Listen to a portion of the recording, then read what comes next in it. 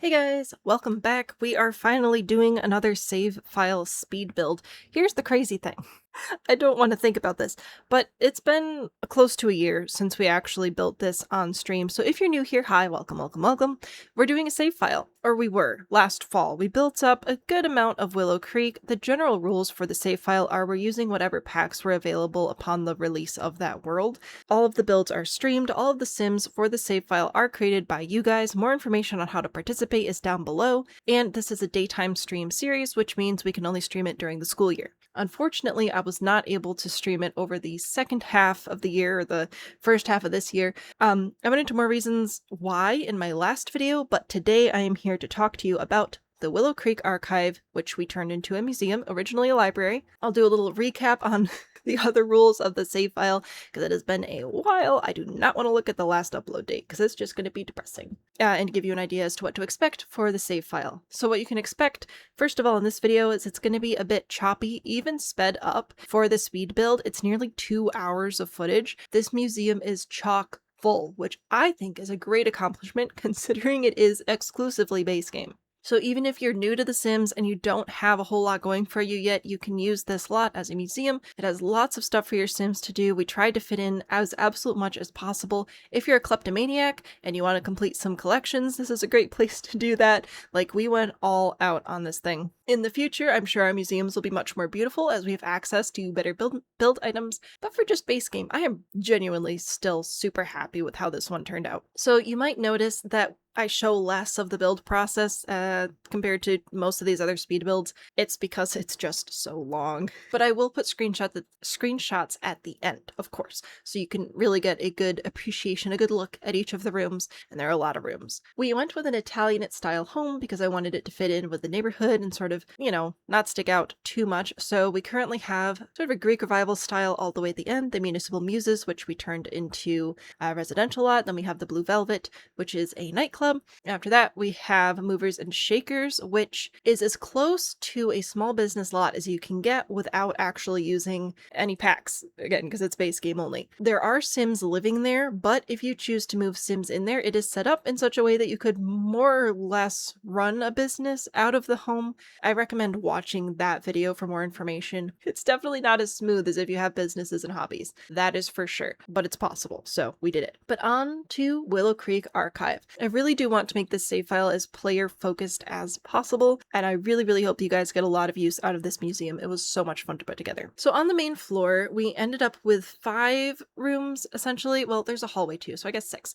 So there's a hallway. The front left room is sort of the kids' space exhibit. We spent a lot of time on the carpet for this. If you want a closer look, I'm going to leave the time-stamped link to the original stream down below in the video description so you can see how we put it together, because it was a lot of little pieces. But it's basically just layering rugs. Most of the time, rugs stack and will display in the order that you put them. So if you put a big rug down and then a little rug on top of it, it should show up. But if you put the little rug down and the big rug will cover up the little rug. So that's what we used to create the solar system rug in there. That was a lot of fun to put together though. And then the room behind it, I was thinking sort of like STEM lab. I thought that would be pretty fun. So that room's going to look like a kitchen and try and cater more towards like child age Sims. My hope is that this lot will work for your whole family. You can bring everybody over there, although I don't remember, I guess we'll see on the speed build when I get there, if we have anything for infants. Really, like infants and toddlers, but it's definitely child up friendly. Lots of stuff for everybody past child to do. Also on the main floor is a staff room. That's just like a place where you can take your Sims to rest. If you don't want your Sims to get in there, I don't think you can lock doors on public lots, but you can always delete the door or put a table in front of it or something, and that will keep your Sims from entering that room. But for the vibes, I thought that it looked good. And then the final room on the main floor, my vision for it was, oh, I guess there are 2 more. There's a bathroom. That kind of looks like a bathroom. I know, you're shocked. And then the front room, I was thinking more of like a visiting artist, featured artist type space. That one took us a while to put together, mostly because I had to go pick the kid up from school, which for some reason I still remember for this specific build that was like a million months ago. But that's the main floor, sort of explained. So now that you've seen all of that, Again, I have to cut parts out because I'm not about to make you guys watch an hour and 41-minute speed build. If you care that much about seeing absolutely everything, I would just recommend watching this stream back and setting it to like 2 times playback speed or something, because it's a lot of building. So let's talk about the upstairs. The upstairs was so much fun, but so many rooms, so much work, so many tiny little things to put everywhere. I knew that I wanted the second story to be collection heavy, like showcasing all the collections and the natural history of the area and whatnot, but figuring out how to display the collections so they made sense within the room and you could get through there and there's enough space for your Sims to walk and be comfy, and just like, it's a whole thing. It was so much. Also, you might see a cat show up in the corner of the screen. We've since changed our cat system. We have a different cat that shows up on screen now when we're building, but that one was really fun, like a little mouse tracker cat. We have a new one now. You don't need to know any of that. So anyway, we tried our best to get as many collections in there as possible. Obviously, the base game collections, and we ended up doing some plants outside too. I don't think we got every single collectible ever in there, but we did do a lot of them. So your sim should be able to go in and identify things and admire them, and if you need to like find stuff for a quest, you know where to find it here now. Now, because your sim doesn't own the items, they can't take them, but like I was saying earlier, if you happen to have a kleptomaniac sim, this is going to be a great place to take them. Let's see, what other collections do we have? So we have the fossil collection, we have the little My Sims collection, we have the egg collection, we have the sugar skull collection, we have the different vitamins and minerals and rocks and gemstones and whatever the heck collection. We have fish. We have so many things. Getting everything to display appropriately was a mess.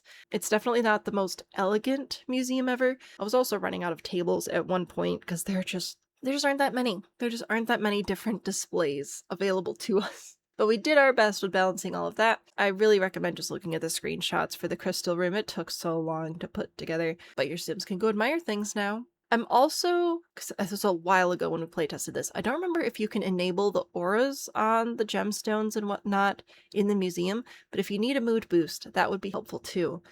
I just can't remember. It's been way too long since playtesting. Oh well. Some people will know. They'll put the answers in the comments. You guys are really good about sharing your knowledge, and I appreciate that. I think that's a highlight of our community, is how everybody's just really excited. Everybody's geeked to find more geeks, you know, like we all care about this. It's a video game, but we have a great time playing it together, and that's really where the value comes in. So thank you for that. Anyway, after we finished all the collections and we're trying to go over natural history and pretend that we know how the area was discovered, we did a World Holidays type room. We are using the free holiday pack as part of the base game because it's free and available to everybody. Now, as of this build, we didn't actually have the marketplace yet, but this feels like a good opportunity to let you know that absolutely no marketplace content will be used in any of these builds. That is not like a standard release. It's not a pack. It's not a kit. We will use the kits when we get to the point of kits being released, but we will not use any of the marketplace content. I'm just not interested in supporting the marketplace. It's not going to be in these builds. Not to mention, there's just too much to keep track of, you know? Like, there's probably hundreds of dollars worth of stuff on there at this point, and yeah, we have mixed feelings about that. This is not a marketplace rant video. This is a holiday video. Look at all these holiday things. Isn't that fantastic? So we dug through to try and sort of highlight major holidays. Some of them are definitely more easily represented than others. We found a few holidays that have a myriad of items, like Christmas, and we have some holidays that do not, like Kwanzaa and Hanukkah. So we did our best with the items we had. I even went on the gallery trying to find holiday specific art for Hanukkah and Kwanzaa because there's just really not much in the game for them. And I was trying to actually build up like a nice display for your Sims to go and learn about their cultural history and all that jazz. There was just absolutely nothing. Absolutely nothing. So that was a bummer. So it ended up being a lot of just sort of color representation. So red and green and black, I believe it was, for Kwanzaa, and then gold and white and blue for Hanukkah. We did what we could. Anyway, Christmas, that one was really easy. That took up the most space because Christmas is like probably the biggest holiday on the planet, isn't it? Well, maybe not. Like in the most countries, probably, but there are some pretty big countries. Now I have questions. Anyway, so there's that. We also did Day of the Dead and Diwali and the Lunar New Year. So lots of holidays. I did our best to represent them as best we could. Hopefully you like it. I think this is a fun type of room to put in a museum, and there's a possibility that in the future, as we add more packs, we may may be able to revisit this concept in a future museum and do it better. Nothing comes to mind immediately, but maybe. Like, there's a possibility, and that would be nice. I think those were all of the holidays that we did, though. Yeah, we really did end up doing a lot of color. I don't know if you've seen this yet, but we ended up redoing the wallpaper, and there are lots of rugs and specific lights and like pulling out as many stops as we had available to us. It was really fun to put this room together, though, and through all the Googling, I learned a lot about different world holidays, because the only one in this room that I celebrate is Christmas. So that was cool. It was really neat to just spend a minute. Not to mention, with our international audience, a lot of people just celebrate these different holidays. I don't know, it was cool. It was a fun time. Enough about holidays, let's talk about painting. So the final room we did, I tried to set up as almost like a classroom, like a painting classroom. Now, you can hold classes and groups and do group activities kind of, but not just with the base game. So this one's definitely just for vibes. But hey, you can come here, you can craft some stuff. You don't have to spend $1 million on a crafting table. You can just come in and do it. Come in and craft stuff, come in and paint things, take your paintings home, make money, hang them up on the wall at the museum, you know, make your stamp on the world, which I think could be fun. Maybe we should do that in a future museum as well. Make it like a museum under construction so your Sims can go in and add their own things. That might be fun, but not today. Today we're just doing this. And I did work really hard on getting all the plants as well. I believe we ended up fitting in every single base game harvestable on the lot. It was tricky, but we did it. And the very, very top room is the office. So I recognize it's kind of ridiculous to try and haul artifacts upstairs and ladders. You'd think that'd be on the main floor. Here's the deal though. They're Sims, they can teleport places, so I'm not too worried about their logistics. Well, there's a little office up there.